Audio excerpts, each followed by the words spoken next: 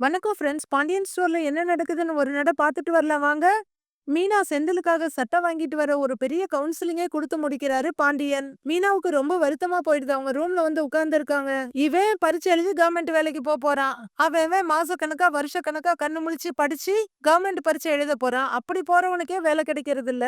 இந்த வீட்ல இருக்க யாருக்குமே பணத்தோட அருமை தெரிய மாட்டேங்குது. ஏன் இப்படி செலவழிக்கிறீங்கன்னு கேட்டா, என் சம்பாத்தியத்துல தானே செலவழிக்கிறேன். நீ யாரு அத கேட்கறதுக்குங்கிற கேள்வி மட்டும் வந்துடுது. வேலைக்கு ஆள் எடுக்கிறவங்க எல்லாம் என்ன துணி போட்டிருக்காங்கன்னு பார்த்தாலும் ஆள் எடுக்க மாட்டாங்கப்பா. மண்டையில என்ன இருக்குன்னு பார்த்து தான் எடுப்பாங்க. இங்க பாருப்பா, திறமையா அறிவில்லாதவன் தான் இந்த மாதிரி விலை கூடின சட்டையெல்லாம் போட்டுட்டு போய் ஆளை ஏமாத்துவாங்க அப்படின்னு பாண்டியன் சொன்னது பூரா அப்படியே நினைச்சு பார்த்துக்கிட்டு இருக்காங்க மீனா. அப்போ செந்தில் கதவை திறந்துகிட்டு ரூம்குள்ள வராரு. மீனா அப்செட்டா உட்கார்ந்து இருக்கத பார்த்துட்டு அவரும் வருத்தத்தோடு தான் வர்றாரு. அங்க இருக்க சேரை இழுத்து போட்டு பக்கத்துல உட்கார்றாரு. அந்த ஷர்ட் பாக்ஸ ரைட் ஹேண்ட்ல எடுக்கிறவரு லெஃப்ட் ஹேண்டாட மீனாவோட கைய பிடிக்கிறாரு. மீனா கையை எடுத்துக்கிறாங்க. மீனா, உனக்கு தான் அப்பாவை பத்தி தெரியுமில்ல. காசு விஷயத்துல அப்பா எப்பவுமே இப்படிதான் நடந்துக்குவாரு அப்படின்னு செந்தில் சொல்ல, அது எனக்கு தெரியுதுங்க. சட்டையோட விலை தெரிஞ்சா மாமா என்னென்ன சொல்லுவாரு, என்ன பேசுவாரு, என்ன கேட்பாரு, எல்லாம் யோசிச்சுதான் இந்த சட்டையை நான் வாங்கினேன். மாமா பேசுனதெல்லாம் எனக்கு ஒரு விஷயமே இல்ல அப்படின்னு மீனா சொல்ல, சும்மா சொல்லாத அப்படின்னு செந்தில் சொல்றாரு. நிஜமாதாங்க சொல்றேன். மாமா பேசுனது எனக்கு விஷயமே இல்ல அப்படின்னு மீனா மறுபடியும் சொல்ல, அப்புறம் ஏன் நீ உருன்னு இருக்க அப்படின்னு செந்தில் கேக்குறாரு. காலையில என்னங்க நடந்துச்சு?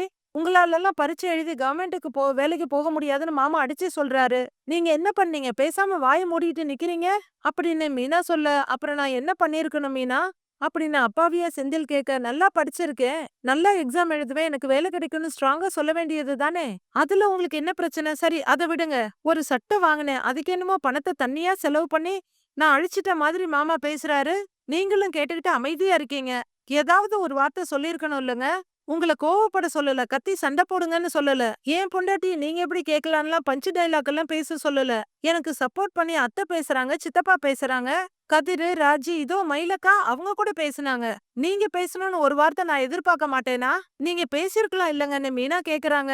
கரெக்ட் தான். நீ பேசுற ஒவ்வொரு வார்த்தையுமே கரெக்ட் தான் மீனா. அப்பா அப்படி பேசியிருக்க கூடாதுதான். ஆனா அவர் பேசுனதெல்லாம் நீ எடுத்துக்காத, வருத்தப்படாத அப்படின்னு செந்தில் சொல்றாரு. ஆமா, சபையில வச்சு கம்முன்னு வாய மூடிட்டு இருந்துகிட்டு தனியா வந்து ஆறுதல் சொல்றதே உங்களுக்கு வேலையா போச்சு அப்படின்னு மீனா ஆதங்கப்பட, சாரி மீனா, அப்பா இப்படி ஏதாச்சும் பேசும்போதெல்லாம் நீங்க இப்படி பேசாதீங்க, இதெல்லாம் தப்புன்னு சொல்ல தோணுது. இதோ தொண்டை வரைக்கும் வார்த்தை வருது. ஆனா அதுக்கு மேல வார்த்தை வரவே மாட்டேங்குது. பல வருஷ பழக்கம் மீனா, அத சட்டுன்னெல்லாம் மாத்திர முடியாதுல்ல. இங்க பாரேன், ஆனா நான் என்னைய மாத்திக்கிறதுக்கு முயற்சி பண்றேன். எனக்காக இல்லனாலுமே உனக்காக நான் மாத்திக்க முயற்சி பண்றேன் மீனா அப்படின்னு செந்தில் கெஞ்சலா கேட்க, சரி விடுங்க. சட்டை எப்படி இருக்குன்னு மீனா கேட்க, சூப்பரா இருக்கு. நல்ல வேளை நான் சட்டை எடுக்க போகல. நான் போயிருந்தேன்னு வச்சுக்க, மஞ்ச கலரு, பச்சை கலருன்னு எடுத்துட்டு வந்திருப்பேன். இது அப்படியே இந்த ஆபீசர்ஸ் எல்லாம் போடுவாங்கல்ல, அந்த மாதிரி அழகா இருக்குன்னு செந்தில் சொல்ல, எக்ஸாம் மட்டும் நல்லா எழுதுங்க, ஆபீசராவே ஆயிடலாம். அப்புறம் இன்னும் சூப்பர் சூப்பர் ஷர்ட் எல்லாம் உங்களுக்கு வாங்கி தரேன் அப்படின்னு மீனா ரொம்ப ஆசையா சொல்றாங்க. இதுவே போதும் மீனா. பணத்திலயும் சரி, குணத்திலயும் சரி, இதுவரையிலும் நீ எனக்கு நிறைய செஞ்சிருக்க. இனிமே நான் தான் உனக்கு செய்யணும். கண்டிப்பா செய்வேன்னு செந்தில் சொல்ல, அவரோட கைய ஆதரவா எடுத்துக்கிறாங்க மீனா கையில. சரி, நல்லா படுத்து தூங்குங்க. அப்பதான் காலையில ஃப்ரெஷ்ஷா நல்லா எந்திரிக்க முடியும் அப்படின்னு மீனா சொல்ல, தூங்குறதா? பரீட்சைக்கு முந்தின நாள் யாராவது தூங்குவாங்களா? தூக்கம் தான் வருமான்னு செந்தில் கேக்குறாரு. தூங்காம பின்ன என்ன பண்ண போறீங்க அப்படின்னு மீனா கேட்க, அது படிச்சதெல்லாம் ஒரு தடவை லைட்டா ரிவைஸ் பண்ணி பார்த்துட்டு அப்புறமா தூங்குறேங்கிறாரு செந்தில். அப்ப காஃபி எதுவும் போட்டு கொடுக்கவா அப்படின்னு மீனா கேட்க, அதெல்லாம் எதுவும் வேணாம் அப்படின்னு செந்தில் சொல்றாரு. சரி நீங்க படிங்க, நானும் உங்க கூடவே முடிச்சிட்டு இருக்கேன் மீனா சொல்றாங்க. எதுக்கு? நீ படுத்து தூங்கு, நான் பாத்துக்கிறேன், நீ தூங்கு மீனா அப்படின்னு செந்தில் சொல்ல, கண்ணுல காதலோட மீனா செந்தில பாக்குறாங்க. நைட்டு எல்லாம் தூங்கிடுறாங்க. தூக்கம் வந்தாலும் தூக்கத்தை கண்ட்ரோல் பண்ணிட்டு செந்தில் படிச்சுக்கிட்டு இருக்காரு. இடையில முழிச்சு பாக்குற மீனா மொபைல பாக்குறாங்க. டயத்தை பார்த்துட்டு, இன்னுமா இவர் தூங்காம படிச்சுக்கிட்டே இருக்காரு அப்படின்னு நினைக்கிறவங்க செந்திலையே பாத்துக்கிட்டு படுத்திருக்காங்க. மறுநாள் பொழுது விடிய கோமதி தீபம் ஏத்தி தீபாராதனை காட்டிட்டு இருக்காங்க. மீனாவும் ராஜியும் நின்னு கும்பிட அவங்க ரெண்டு பேருக்கும் விபூதி வச்சு விடுறாங்க கோமதி. மீனா, செந்திலுங்கன்னு கோமதி கேட்க, ரெடி ஆயிட்டு இருக்காருங்க அத்தை அப்படின்னு மீனா பதில் சொல்றாங்க. பதட்டமா எதுவும் இருக்கானா அப்படின்னு கோமதி கேட்க, இருக்காதா பின்ன அப்படின்னு மீனா சொல்றாங்க. நீ ஏன் இப்படி இருக்கன்னு கோமதி கேட்க, எனக்கு என்ன, நான் நல்லாதான் இருக்கேன் அத்தை அப்படின்னு மீனா சொல்ல, இதோ பாருமா மீனா, மாமா பேசுனத மனசுல வச்சுக்காதம்மா. அவரு அப்படிதான், மத்தவங்களுக்கு மனசு இருக்கு, அது கஷ்டப்படணும், புரியவே புரியாது அப்படின்னு கோமதி சொல்ல, பரவாயில்ல அத்தை, நான் அத பெருசா எடுத்துக்கல அப்படின்னு மீனா சொல்லிட்டு இருக்கும்போதே, மீனா, எத்தனை மணிக்கு மீனா எக்ஸாம்னு கேட்டுக்கிட்டு மயிலு வர்றாங்க. 9 மணிக்குக்கா வீட்ல இருந்து 8:30 மணிக்கு கிளம்பினா சரியா இருக்கும் அப்படின்னு மீனா சொல்ல, சரி டிஃபன் பண்ணி முடிச்சுட்டேன். நேரம் ஆயிருச்சு, பதட்டமா இருக்குன்னுலாம் சாப்பிடாமலாம் போயிடாதீங்க. செந்தில் தம்பிய நல்லா சாப்பிட்டு போக சொல்லு. அப்பதான் நல்லபடியா எக்ஸாம் எழுத முடியும் அப்படின்னு மயிலு ரொம்ப சந்தோஷமா சொல்ல, சரிக்கா நான் அவர்கிட்ட சொல்லிடுறேன் அப்படின்னு மீனா நிதானமா சொல்றாங்க. செந்திலுக்கு வேலை கிடைச்சா கோவில்ல 108 தேங்காய் உடைக்கிறதா வேண்டியிருக்கேன் அப்படின்னு கோமதி சொல்ல, 108 தேங்காய் உடைக்க மாமா ஒத்துப்பாரான்னு ராஜு டைமிங்கா ஒரு கேள்வி கேக்குறாங்க. இது சாமி விஷயம், எப்படியாவது பயமுறுத்தி ஒத்துக்க வச்சிருவேன் அப்படின்னு கோமதி சொல்ல, லேடிஸ் 4 பேரும் சிரிக்கிறாங்க. ஹால்ல பாண்டியன், பழனி, கோமதி அப்புறம் மத்த 4 கேர்ள்ஸ் எல்லாருமே ரெடியா நின்னுட்டு இருக்காங்க. டயத்த பாக்குற பாண்டியன், என்ன கோமதி உன் பையன் கல்யாணத்துக்கா ரெடி ஆயிட்டு இருக்கான்? பரீட்சை எழுதானே போறான், இன்னும் எம்பிட்டு நேரம் ரெடி ஆகுவான் அப்படின்னு கேட்க, என்னங்க நீங்க உங்களுக்கு கொஞ்சம் கூட பொறுமையே கிடையாதா அப்படின்னு கோமதி கேக்குறாங்க. என்னடி பேசுற, நேரத்துக்கு போய் கடையை திறக்க வேண்டாமா அப்படின்னு பாண்டியன் சொல்ல, உங்க கடை தானே மச்சான், கொஞ்சம் முன்ன பின்ன திறந்தாதான் என்னவா, யாரு என்ன கேட்க போறாங்கன்னு பழனி சொல்றாரு. கஸ்டமர் வந்து காத்துக்கிட்டு இருந்தா நல்லாவாடா இருக்கும் அப்படின்னு பாண்டியன் கேக்குறாரு. பெரிய கஸ்டமர், இவரு கடையில விக்கிற அரிசியும் பருப்பும் வேற எந்த கடையிலயும் கிடைக்காது பாருங்க அப்படின்னு பழனி சொல்ல, எலை வாய மூடுறா, இன்னைக்கு கடையில செந்தில் வேற கிடையாது, நீதான் டெலிவரிக்கு போயிட்டு வரணும், இம்புட்டு வாய் பேசுறீல, கடையில வந்து வேலை மட்டும் பார்க்காம இரு, அப்புறம் இருக்கு உனக்குன்னு பழனிய மிரட்டுறாரு பாண்டியன். ஏய் பழனி, உன் வாய் தான் உனக்கு எதிரியன்னு மனசுக்குள்ள சொல்லிக்கிறாரு பழனி. ஏய் கோமதி, நேரம் ஆயிருச்சுடி, நான் கிளம்புறேங்கிறாரு பாண்டியன். என்னங்க இருங்கன்னு கோமதி சொல்லிட்டு இருக்கும் போதே கதவு திறந்து வெளியே வர்றாரு செந்தில். ரெடியான செந்தில சரவணனும் கதிரும் கூட்டிட்டு வர்றாங்க. இந்த புது அட்டையர்ல செந்தில் கலக்கலா இருக்காரு. எல்லாரும் ஆச்சரியமாவும் சந்தோஷமாவும் பாத்துட்டு இருக்காங்க. டேய் அப்படின்னு பழனி சொல்ல நெட்டி முறிக்கிறாங்க கோமதி. சூப்பரா இருக்குன்ற மாதிரி சைகையில காட்டுறாங்க மீனா. எப்படி இருக்காரு எங்க அண்ணன்னு கதிர் கேட்க, டேய் இப்பவே ஆபீசர் கலை வந்துருச்சுடா அவன் முகத்துல அப்படின்னு கோமதி சொல்றாங்க. அட்டகாசமா இருக்குடா தம்பி அப்படின்னு சரவணன் சொல்ல, தேங்க்ஸ்ங்கிறாரு செந்தில். டேய் பரீட்சைக்கு போற, அப்பா கிட்ட ஆசீர்வாதம் வாங்கிக்குவான்னு கோமதி சொல்றாங்க. அக்கா நீ இங்கதானே இருக்க, 2 பேரும் சேர்ந்து ஆசீர்வாதம் பண்ணுங்க, போ மாப்பிள அப்படின்னு பழனி சொல்ல, வாங்குறாங்க கோமதி. 2 பேர் காலையும் செந்தில் விழுந்து கும்பிட, நல்லா இருடான்னு 2 பேரும் வாழ்த்துறாங்க. ஓ நல்ல மனசுக்கு கண்டிப்பா உனக்கு வேலை கிடைக்கும் அப்படின்னு கோமதி சொல்ல, இங்க பாருடி, மனச பார்த்தெல்லாம் வேலை தர மாட்டாங்க, எப்படி புள்ளைய ஆசீர்வாதம் பண்ணணும்னு கூட தெரியல அப்படின்னு பாண்டியன் நக்கல் அடிக்க, அப்படின்னா சொல்லி கொடுக்கறது எப்படி ஆசீர்வாதம் பண்ணணும்னு அப்படின்னு சொல்ற பழனி நல்ல வேலை திட்டலன்னு சந்தோஷப்பட்டுக்கிறாரு. மீனாவோட படிச்சவங்க தெரிஞ்சவங்கன்னு எல்லாருமே கவர்மெண்ட் உத்தியோகம் பாக்குறவங்க. அது மட்டும் இல்லையே, மீனா வீட்ல இருக்கவங்க கூட கவர்மெண்ட் உத்தியோகம் தானே பாக்குறாங்க. இதையெல்லாம் சேர்த்து வச்சு நீ கவர்மெண்ட் வேலைக்கு போனா நல்லா இருக்கும்னு மீனா யோசிக்கிறது என்னவோ கரெக்ட் தான். ஆனா இதெல்லாம் நினைச்சுக்கிட்டு உனக்கு கவர்மெண்ட் வேலை கிடைக்கும்னு நினைச்சுக்காதடா. ஏய் செந்திலே, நல்லா படிச்சிருந்து உனக்கு ஒரு விதி இருந்து உன் தலையில நல்லா எழுதியிருந்தாதான் உனக்கு கவர்மெண்ட் வேலை கிடைக்கும் அப்படின்னு பாண்டியன் பேசிக்கிட்டே போக, எல்லாரோட முகமும் சங்கடமா இருக்கு. எனக்கு என்னமோ உனக்கு கவர்மெண்ட் வேலை கிடைக்கும்ன்ற நம்பிக்கையெல்லாம் இல்லடா. சரி விடு, எப்படியோ அந்த புள்ள ஆசைக்கு வேணா போய் பரீட்சை எழுதிட்டு வா அப்படின்னு ரொம்பவே டீக்ரேடா பேசுறாரு. ஆசீர்வாதமே பண்ணிருக்க வேணாங்கிறாரு பழனி. எக்ஸாம் போறவர்கிட்ட இப்படியா பேசுவீங்கன்னு கதிர் கேக்குறாரு. டேய் எல்லாரும் சொல்ற மாதிரி நீ நாளைக்கே ஆபீசர் ஆயிடுவான்லாம் என்னாலலாம் சொல்ல முடியாதுடா, யதார்த்தத்தை சொல்றதுக்கு ஒரு ஆள் வேணும்ல அப்படின்னு பாண்டியன் சொல்ல, எல்லாருக்குமே சங்கடமா இருக்கு. யதார்த்தத்தை சொல்ற நேரமா இது அப்படிங்கிற கோமதி, டேய் நீ கிளம்புடா, டைம் ஆகுதுன்னு சொல்ல, சங்கடமாவே சரிமாங்கிறாரு செந்தில். அண்ணே ஆல் த பெஸ்ட்னு அரசி சொல்ல, தேங்க்ஸ் அரசிங்கிறாரு செந்தில். அண்ணே சூப்பரா பரீட்சை எழுதிட்டு வா, உன்னால முடியாதுன்னு நினைக்கிறவங்க மத்தியில நீ சாதிச்சு காட்டுன்னு கதிர் மோட்டிவேட் பண்றாரு. செந்தில் பரீட்சை நல்லா எழுதுன்னு சரவணன் சொல்ல, சரின்னு தலையாட்டிக்கிறாரு செந்தில். வாழ்த்துக்கள் தம்பின்னு மயிலு சொல்ல, தேங்க்ஸ்ங்கிறாரு செந்தில். எதுக்கும் தயங்காத மாப்பிள, வெற்றியோட திரும்பி வான்னு பழனி சொல்றாரு. சரிங்க மாமான்றாரு இவரும். நல்லபடியா எழுதிட்டு வாப்பான்னு கோமதி சொல்ல, சரிங்கம்மாங்கிறாரு செந்தில். போலாமா அப்படின்னு செந்தில் கேட்க, போலான்னு தலையாட்டுறாங்க மீனா. ஏன்பா மீனா, நீ இவன் கூட போறியா அப்படின்னு பாண்டியன் கேட்க, ஆமா மாமா அப்படின்னு மீனா சொல்றாங்க. ஏன்பா இவன் என்ன பால்வாடிக்கா போறான், கூடயே இருந்து கைய கொண்டு போய் புடிச்சு விட்டுட்டு வர்றதுக்கு, சரி அப்ப நீ வேலைக்கு போகலையா அப்படின்னு பாண்டியன் சொல்ல, இல்ல மாமா இன்னைக்கு அவருக்காக நான் லீவ் போட்டிருக்கேன் அப்படின்னு மீனா சொல்ல, லீவ் போட்டிருக்கியான்னு அதிர்ச்சியா கேக்குறாரு பாண்டியன். ஏங்க வாங்க போலாம், டைம் ஆச்சுன்னு மீனா சொல்றாங்க. சரின்னு தலையாட்டுற செந்தில் எல்லார்கிட்டையும் போயிட்டு வரேன்னு சொல்ல, எல்லாரும் போயிட்டு வா அப்படின்றாங்க. நல்லா எழுதுங்கிறாங்க. எல்லாரும் ஆல் த பெஸ்ட் சொல்ல, சரிங்க வாங்க டைம் ஆச்சு போகலாங்கிறாங்க மீனா. ஏன் கோமதி பாத்தி இல்ல, அந்த புள்ள மீனா இவனுக்கு தேவையானதை பார்த்து பார்த்து பண்ணுது, ஒரு பரீட்சை எழுதுறது கூட கூட போகுது பாரு. ஆனா இன்னொரு விஷயம் கோமதி, மீனா புள்ள இவன் கூட இருக்கிறவர்ல இவனை பத்தி நம்ம கவலைப்பட வேண்டிய அவசியமே இல்ல அப்படின்னு பெருமையா சொல்லி சிரிக்க, அதை இப்ப சொல்லுங்க, அவங்க முன்னாடி மட்டும் அதை சொல்லிடாதீங்க, அப்புறம் அவங்க சந்தோஷப்பட்டுற போறாங்க. ஏங்க இப்படி இருக்கீங்க, பரீட்சைக்கு போறவங்கிட்ட இப்படியா பேசுவீங்க அப்படின்னு கோமதி கேட்க, ஏன்டி என்கிட்ட இந்த கத்து கத்திட்டு இருக்கிற அப்படின்னு பாண்டியன் சிரிச்சுக்கிட்டே கேட்க, நீங்க பேசின பேச்சுக்கு அவனுக்கு கண்டிப்பா வேலை கிடைக்கும் பாருங்க அப்படிங்கிற கோமதி தோல்ல இடிச்சிட்டு அந்த பக்கம் போயிடுறாங்க. இவளை பாருடா, இவளுக்கு என்னாச்சுன்னே தெரியலையே அப்படிங்கிற பாண்டியன், எலே வாடா போலான்னு பேக தூக்கிக்கிட்டு பழனிக்கிட்ட சொல்றாரு. வரேன்னு அவரும் கிளம்பிடுறாரு. அவங்க எல்லாரும் கிளம்பினதும், அண்ணன் ஏன் இவர் இப்படி இருக்காரு? நல்லா பரீட்சை எழுதுன்னு 4 வார்த்தை பாசிட்டிவா சொன்னா குறைஞ்சு போயிடுவாரா அப்படின்னு கதிர் கேட்க, எனக்கே அவர் பேசுனது ஒரு மாதிரியா தாண்டா இருந்துச்சு அப்படின்னு சரவணன் சொல்றாரு. அண்ணே நீங்க வேணா பாருங்க, எல்லாத்துக்கும் அண்ணே கண்டிப்பா பதில் சொல்லும். சூப்பரா பரீட்சை எழுதி வேலையை வாங்கிட்டு தான் வரும் அப்படின்னு அரசி சொல்ல சரவணன் பெருமையாவும் சந்தோஷமாவும் சிரிக்கிறாரு. வண்டியில ஓடுற பாண்டியன் பின்னாடி உட்கார்ந்து இருக்க பழனி கிட்ட, ஏண்டா பழனி, இந்த கவர்மெண்ட் வேலைக்கு போறதுக்கு பரீட்சை வைக்கிறாங்கல்ல, அந்த பரீட்சை எழுதுறதுக்கு ரொம்ப கஷ்டமா இருக்குமோன்னு கேக்குறாரு. ஏன் கேக்குறீங்க, நீங்க எதுவும் பரீட்சை எழுத போறீங்களா?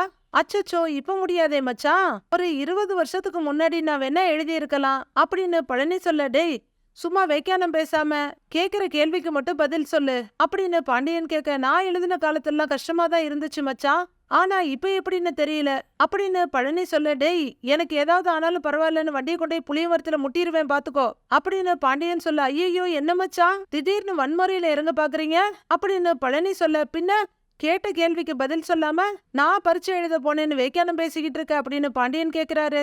எனக்கு அதை பத்தியெல்லாம் தெரியல மச்சான் அப்படின்னு பழனி சொல்ல, வேற என்னதான் தெரியும் உனக்கு அப்படின்னு பாண்டியன் கேக்குறாரு. அப்புறம் எதுக்கு என்கிட்ட கேக்குறீங்க அப்படின்னு பழனியும் பதிலுக்கு கேக்குறாரு. ஏண்டா பழனி, செந்தில் நல்லா பரீட்சை எழுதிருவானா அப்படின்னு பாண்டியன் கேட்க, வீட்டுல வச்சு அவன் நல்லா பரீட்சை எழுத மாட்டான், அவனுக்கு வேலை கிடைக்காதுங்கிற மாதிரி பேசினிய, இப்ப என்ன கேள்வி இது அப்படின்னு பழனி கேட்க, இலை அது அப்பத்திக்கு சொல்றது தான்டா, ஆனா அவனுக்கு கவர்மெண்ட் வேலை கிடைச்சா நல்லா தாண்டா இருக்கும், மகனும் மருமகளும் கவர்மெண்ட் வேலை பாக்குறாங்கன்னு பெருமையா பேசிக்கலாம் இல்ல அப்படின்னு சொல்லிட்டு சிரிக்கிறாரு பாண்டியன். பாண்டியன் வண்டியை நிறுத்த, ஏன் நிறுத்திட்டீங்க, கடை வந்துருச்சான்னு கேக்குறாரு பழனி. இலை ஒரு நிமிஷம் இறங்குடான்னு பாண்டியன் சொல்ல, ஏன் எதுக்கு இறங்க சொல்றீங்கன்னு கேக்குறாரு பழனி. இலை அங்க பாருடா, மீனாவோட அப்பா உட்கார்ந்துருக்காரு பாரு, அவரை போய் ஒரு எட்டு பாத்துட்டு வந்துடலாம்டா அப்படிங்கிற பாண்டியன் வண்டியை விட்டு இறங்க பழனி இறங்குறாரு. இவருக்கு செந்திலோட மாமனார பாக்க போறாரு, வில்லங்கத்தை விலை கொடுத்து வாங்க போறாரான்னு தெரியலையே அச்சா அப்படின்னு மனசுக்குள்ளேயே கூப்பிட்டுக்கிட்டு பின்னாடியே போறாரு பழனி. இந்த வாரம் மதுரைக்கு போறேன், பழனி மதுரைக்கு போயிட்டு வந்து பாக்குறேன்னு சொல்லு. ஓகே நான் வரட்டுமான்னு மீனா அப்பா எழுந்திருக்கிறாரு. அவரு கிளம்ப போக, ஏங்க ஒரு நிமிஷம் உங்களை பார்க்க தாங்க வந்தேன், உங்ககிட்ட பேசணும்னு வந்தா இப்படி கண்டுங்காடாம முகத்தை திருப்பிட்டு போறதா பெரிய மனுஷனுக்கு அழகா அப்படின்னு பாண்டியன் கேட்க, யோ யாரு நீ, முதல்ல உனக்கு பேசுறதுக்கு என்கிட்ட என்ன இருக்கு அப்படின்னு மீனாவோட அப்பா சொல்ல, என்னங்க நீங்க எப்படி சொல்றீங்க, உங்க சம்பந்தி இவரு அப்படின்னு பழனி சொல்றாரு. யாருக்கு யார் சம்பந்தி, எப்படி இந்த ஆள் பையனுக்கு பொண்ணு கேட்டு என் வீட்டுக்கு வந்தானா, 4 நட்சத்திரம் பார்த்து பத்திரிக்கை அடிச்சு ஊரை கூட்டி என் பொண்ணுக்கும் இவர் பையனுக்கும் கல்யாணம் நடந்துச்சா, இல்ல அப்புறம் எப்படி இந்த ஆள் எனக்கு சம்பந்தி ஆவாரு அப்படின்னு அவரு கொஞ்சம் கோவமாவே பேச, பாண்டியன் அவரையே பார்த்துட்டு இருக்காரு. பேசுங்க, நல்லா பேசுங்க, உங்களுக்கா பேச தெரியாது, நல்லா பேசுங்க, ஆனா ஒரே ஒரு விஷயத்த மட்டும் ஞாபகத்துல வச்சுக்கோங்க, ஐயோ பாண்டியனை பார்த்து இப்படிலாம் பேசிட்டுமே நீங்க யோசிக்கிற காலம் சீக்கிரமே வரதாங்க போகுது அப்படின்னு பாண்டியன் சொல்ல, ஒரு நாளும் வராது அப்படின்னு மீனா அப்பா அழுத்தமா சொல்றாரு. வரதாங்க போகுது எப்படின்னு கேக்குறீங்களா, இங்க பாருங்க, என் பையன் செந்தில் கவர்மெண்ட் வேலை பாக்குறங்கிறது தானே உங்களுக்கு பிரச்சனையா இருந்துச்சு, அதனால தானே பெத்த புள்ளன்னு கூட பாக்காம மீனாவை ஓரங்கட்டி வச்சீங்க, இங்க பாருங்க இன்னைக்கு என் மகன் செந்தில் கவர்மெண்ட் வேலைக்கு பரீட்சை எழுத போயிருக்கான் அப்படின்னு பாண்டியன் சொல்ல நக்கலா சிரிக்கிறாரு அவரு. என் மகனுக்கு கட்டாயம் கவர்மெண்ட் வேலை கிடைக்கும் அப்படின்னு பாண்டியன் சொல்ல ஆச்சரியமா பாத்துட்டு இருக்காரு பழனி. நக்கலா உதட்ட பிதக்கிட்டு இருக்காரு மீனாவோட அப்பா. அப்படி கிடைச்சிட்டா அப்ப என்ன பண்ணுவீங்களா, எங்க கிட்ட ஒட்டி உறவாடுங்க, என் பிள்ளைய பையனெல்லாம் ஏத்துக்கங்கன்னு உங்ககிட்ட சொல்ல வரல, என்னைக்காவது ஒரு நாள் கண்டிப்பா நீங்க யோசிப்பீங்க நம்ம மகன் மீனா சரியான ஒருத்தனை தான் தேர்ந்தெடுத்திருக்குதுன்னு, அப்பயாவது மீனா கிட்ட பேசுவீங்கல்ல, கொஞ்சமாவது யோசிக்கவே மாட்டீங்களாங்க, நீங்க பெத்த புள்ள தானேங்க மீனா, அவ்வளவு தங்கமான புள்ளைங்க அது, அந்த புள்ள எங்க வீட்டுக்கு மருமகளா வந்து 1 வருஷம் கூட ஆகல, அதுக்குள்ளேயுமே எங்க வீட்டுல இருக்க எல்லார் மேலேயும் அம்புட்டு பாசமா அம்புட்டு அன்பா இருக்கு, என்னைய அப்பா ஸ்தானத்துல வச்சு மரியாதை கொடுக்குது, என்னையவே அப்படி பாத்துக்கிறப்ப பெத்த தகப்பே நீங்க, உங்க மேல அந்த புள்ள எவ்வளவு அன்பு வச்சிருக்கோம், எவ்வளவு பாசம் வச்சிருக்கோம், என்னங்க நீங்க அந்த பிள்ளைகிட்ட பேசாம எப்படிங்க உங்களால இருக்க முடியுது, சரிங்க இப்ப நீங்க எதுவுமே பேச வேண்டாம், ஆனா என் பையன் கண்டிப்பா பரீட்சையில பாஸ் பண்ணி வேலைக்கு போவான், அப்ப நீங்க கண்டிப்பா யோசிப்பீங்க, மீனா கிட்டையும் பேசுவீங்க, என் மகன் செந்தில் கிட்டையும் பேசுவீங்க அப்படின்னு பாண்டியன் சொல்ல, அத்தைக்கு மீச முளைச்சாதான் சித்தப்பா, முளைக்குதான்னு பாப்போம், அப்படி ஒண்ணு நடக்குதான்னு பாப்போம் அப்படின்னு மீனாவோட அப்பா சொல்ல, கண்டிப்பா நடக்குங்க அப்படின்னு பாண்டியன் அழுத்தமா சொல்ல, அதை கண்டுக்கவே கண்டுக்காம மீனாவோட அப்பா போய் வண்டியை ஸ்டார்ட் பண்ணி கிளம்பிடுறாரு. இலை வாடான்னு பாண்டியன் சொல்ல, மச்சான் எனக்கு ஒரு சந்தேகங்கிறாரு பழனி. என்ன இந்த டீ கடையில டீ நல்லா இருக்குமா இல்லையாண்ணா அப்படின்னு பாண்டியன் கேட்க, ஐயோ அது இல்ல மச்சான், இல்ல இவர்கிட்ட நீங்க செந்தில பத்தி பெருமையா பேசுனீங்கல்ல அப்படின்னு பழனி கேட்க, ஆமாங்கிறாரு பாண்டியன். அதே மாதிரி டைரக்டா நீங்க அவங்கிட்டயே பேச வேண்டியது தானே அப்படின்னு பழனி கேட்க, இலை உனக்கு என்ன கிறுக்காடா புடிச்சிருக்கு, அவங்கிட்ட போய் அவனை பத்தி எப்படிடா பெருமையா பேச முடியும் அப்படின்னு பாண்டியன் கேக்குறாரு. சரி மச்சான் நீங்க பெருமையா பேச வேண்டாம், நீ நல்லா வருவடா, நல்லா பரிச்சை எழுதுவடா, எனக்கு உன் மேல நம்பிக்கை இருக்குன்னு நீங்க சொல்லிருக்கலாம்ல அப்படின்னு பழனி கேட்க, இலை நான் அப்படிலாம் அவங்கிட்ட சொன்னேன்னு வச்சுக்கோ, அவனுக்கு திமிர் வந்துரும்டா, உன்னால முடியாது, உன்னால பாஸே ஆக முடியாது, நீ கவர்மெண்ட் வேலைக்கு போக மாட்ட, இப்பெல்லாம் சொன்னாதாண்டா அவனுக்குள்ள ஒரு வேகம் வரும், கோவப்பட்டு பரீட்சையில பாஸ் பண்ணிடுவான். இலை உன் மச்சான் பாண்டியன் பேசுற ஒவ்வொரு வார்த்தைக்கு பின்னாடியும் செய்யற ஒவ்வொரு செயலுக்கு பின்னாடியும் ஒரு அர்த்தம் இருக்கும்டா, அதெல்லாம் உனக்கு எங்க புரிய போகுது, வா போலான்னு சொல்லிட்டு கிளம்புறாரு பாண்டியன். இதோ வர்றேங்கிற பழனி, இவருக்கு அந்த ஆள் தான் கரெக்ட், ஐயோ இவரு நல்லவரா கெட்டவரா எதுவுமே புரியலையேன்னு மண்டையை பிச்சுக்கிட்டு நிக்க, டேய் வாடான்னு கூப்பிடுறாரு பாண்டியன். இதோ வந்துட்டேன்னு பழனிய ஓடுறாரு. ராஜு காலேஜுக்கு நடந்துட்டு இருக்க, ஹலோ ராஜு எப்படி இருக்க அப்படின்னு கேட்டு 2 ஃப்ரெண்ட்ஸ் வர்றாங்க. ஏய் நான் நல்லா இருக்கேன், நீங்க எப்படி இருக்கீங்கன்னு கேட்க, நாங்க நல்லா இருக்கோம்னு 2 பேருமே சொல்றாங்க. உன்னை பார்த்து எம்பிட்டு நாளாயிடுச்சுல்லன்னு அந்த பொண்ணு கேட்க, ஆமா ஸ்கூல் முடிச்ச பிறகு ஒரே ஒரு தடவை கோவில்ல வச்சு பார்த்தோம்ல அப்படின்னு ராஜு சொல்லவும், கல்யாணத்துக்கு கூட எங்களை கூப்பிடவே இல்லைன்னு இன்னொரு ஃப்ரெண்டு கேக்குறாங்க. ஓடி போய் கல்யாணம் பண்ணவ நம்மள எப்படி கூப்பிடுவா அப்படின்னு இன்னொரு பொண்ணு கேட்க, அப்ப எல்லா கதையும் உங்களுக்கு தெரிஞ்சிருக்கு இல்ல அப்படின்னு ராஜு கேட்க, தெரியும் தெரியும், இந்த ஊர் என்ன அம்புட்டு பெரிய ஊரா என்ன, நீ கல்யாணம் பண்ண கொஞ்ச நாளைக்கு இந்த ஊர் ஃபுல்லா அதே பேச்சாதான் இருந்தது, சரி உனக்கு கால் பண்ணி பேசலான்னா உனக்கு கால் போகவே இல்லை தெரியுமா அப்படின்னு அந்த ஃப்ரெண்டு சொல்ல, நான் நம்பர் மாத்திட்டேன்டி அப்படின்னு ராஜு சொல்றாங்க. அப்புறம் எப்படி இருக்காரு உன் ஹஸ்பண்ட் அப்படின்னு இன்னொரு ஃப்ரெண்டு கேட்க, நல்லா இருக்காரு அப்படின்னு ராஜு சொல்றாங்க. அவர் போட்டோ காட்டு அப்படின்னு அந்த ஃப்ரெண்டு கேட்க, போட்டோவா அப்படின்னு கேக்குறாங்க ராஜு. சும்மா காட்டு, சைட் எல்லாம் அடிக்க மாட்டேன்னு அந்த ஃப்ரெண்டு சொல்றாங்க. அதுக்கு இல்ல போட்டோ என்கிட்ட இல்ல அப்படின்னு ராஜு சொல்ல, போட்டோ இல்லையா, ஹஸ்பண்ட் போட்டோ இல்லையா உங்ககிட்ட, வால்பேப்பரே அவர் போட்டோ தானேடி வச்சிருப்ப அப்படின்னு இன்னொரு ஃப்ரெண்டு கேட்க, இல்லடி நிஜமாவே இல்ல, உண்மையிலேயே இல்ல பாருங்கன்னு மொபைல காட்டுறாங்க ராஜி. பாருடி நீயும் பாருன்னு இன்னொரு ஃப்ரெண்ட சொல்ல, அவங்களும் பாத்துட்டு தான் இருக்காங்க. இருக்கா அப்படின்னு கேக்குற ராஜி மொபைல உள்ளர வைக்கிறாங்க. அப்புறம் அவங்க 3 பேரும் ஏதோ பேசிட்டு இருக்காங்க. சொல்றேன்ல அப்புறம் நான் இருக்கும்போது நீ எதுக்கு பயப்படுற, இங்க பாரு உங்க அப்பா அம்மாவால ஒன்னும் பண்ண முடியாது, நான் சொல்றத கேளுமா, இந்த பாரு உன்னோட ட்ரெஸ் நகைங்க எல்லாத்தையும் எடுத்துக்கிட்டு திருச்செந்தூர் வந்துரு, நாம கல்யாணம் பண்ணிக்கலாம், இதோ பாரு நகை முக்கியம், எல்லாத்தையும் எடுத்துக்கிட்டு வந்துரு, எனக்காக இல்ல நமக்காக தான் கேக்குறேன், அங்க எல்லா ஏற்பாடும் தயாரா இருக்கு, நம்ம கோவிலுக்கு போறோம் கல்யாணம் பண்றோம்னு போன்ல பேசிக்கிட்டே ராஜியோட எக்ஸ் லவர் அப்படியே வந்துகிட்டு இருக்கான். அவனோட வாய்ஸ் கேட்டு அப்படியே திரும்பி பாக்குறாங்க ராஜி. ராஜி அவனை பயங்கர கோவத்தோட பாத்துக்கிட்டு இருக்காங்க. அதுவரையிலும் போன்ல பேசினவன் ராஜிய கவனிக்கவே இல்ல. போனை வச்சுட்டு திரும்பி பார்க்க அவன் கண்ணில் ராஜி படுறாங்க. அவனுக்கும் பயங்கர அதிர்ச்சி. ராஜி பயங்கர கோவத்தோட ஒரு ஸ்டெப் முன்னாடி எடுத்து வைக்கிறாங்க. மீதி என்ன நடக்குதுன்றத நாளைக்கு பார்க்கலாம் ஃப்ரெண்ட்ஸ்.